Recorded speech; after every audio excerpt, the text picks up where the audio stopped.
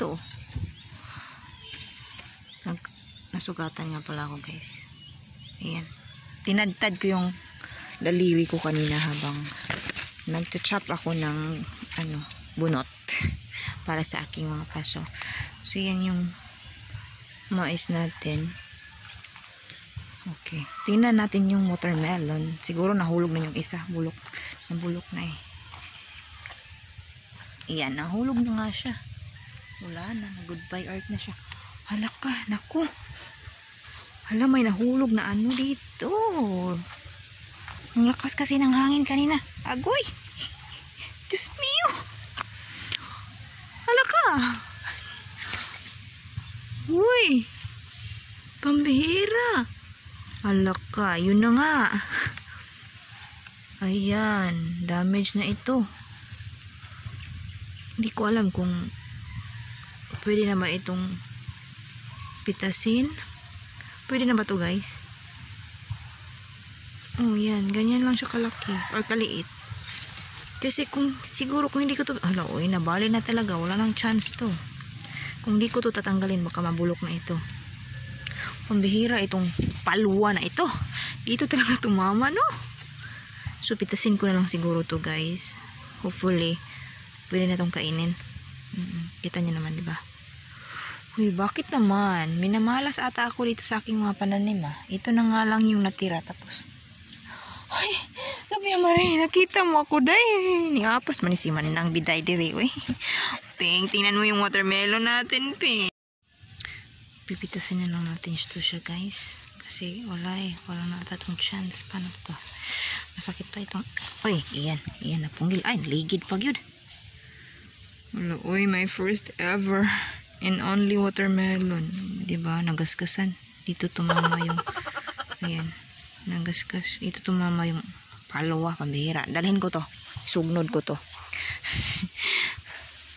Dito pa talaga siya nahulog sa aking watermelon na maliit. Uy, ang lit-lit naman niya. Oo, parang ano lang siya.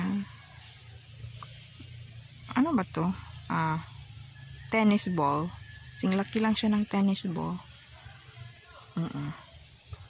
Okay, thank you Lord. Kahit paano, nakapitas ako sa aking watermelon kahit isang lang, piraso. Pero sana nga mature na ito. Pwede na itong kainin. Dilaw naman yung niya, bandang ilalim. So eto na siguro. Makakakain na tayo, guys. Si Manang, nasaan na yun si Manang? Ning apas, nakadumdum. Nakita niya kasi ako na umalis sa bahay. Pupunta na naman ako dito. Siyempre, dahil kuyog baboy yan, kahit malaki na yung tiyan niya, buntis siya. Siguro, manganganak na siya next week or basta, malapit na siya manganak kasi yung tiyan niya talaga namang malaking-laki na, tsaka yung daddy niya parang ready to excrete milk na. Uwi na ako, guys. Mambihira. Hindi ko in-expect na ngayon na natin mapipitas itong ating watermelon.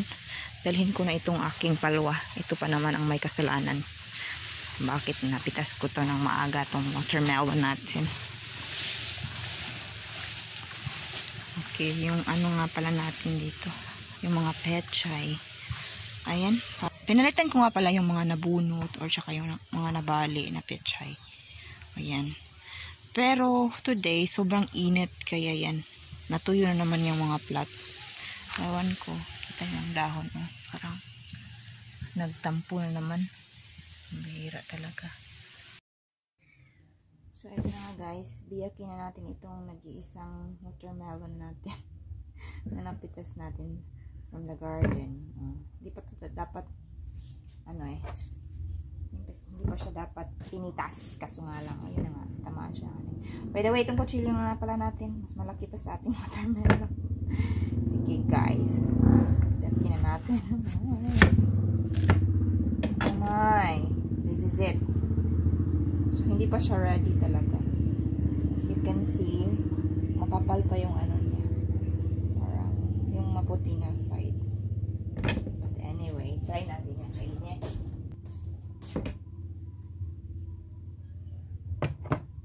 So, ayan, kita niyo naman itong watermelon natin hindi pa pala ready talaga. Wala tayong choice kasi nga, 'di ba, natamaan na siya. Naigo na siya palwa sa loob. So, kinuha na lang natin.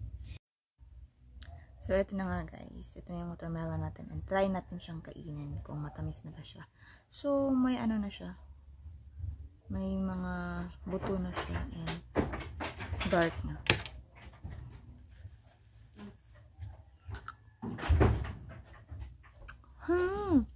Matamis na siya guys.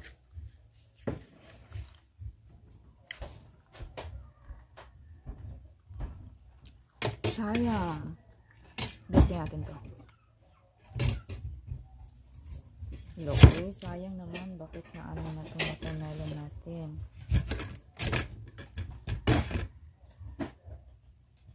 Hindi pa siya mature yung buto niya. So, yan.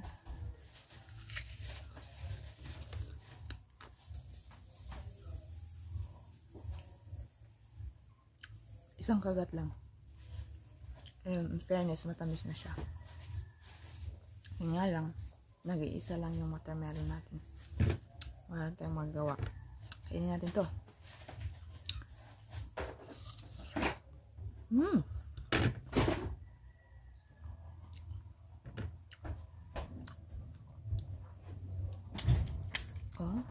Pwede natin beta.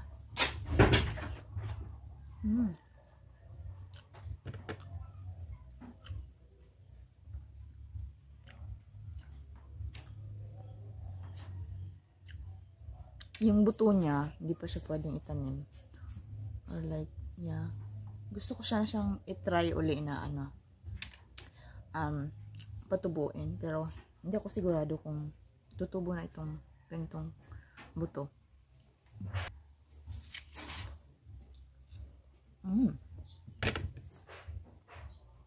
So, yun guys. Nakakain tayo sa ating watermelon.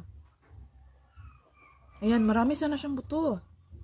Kaso nga lang, hindi mature na.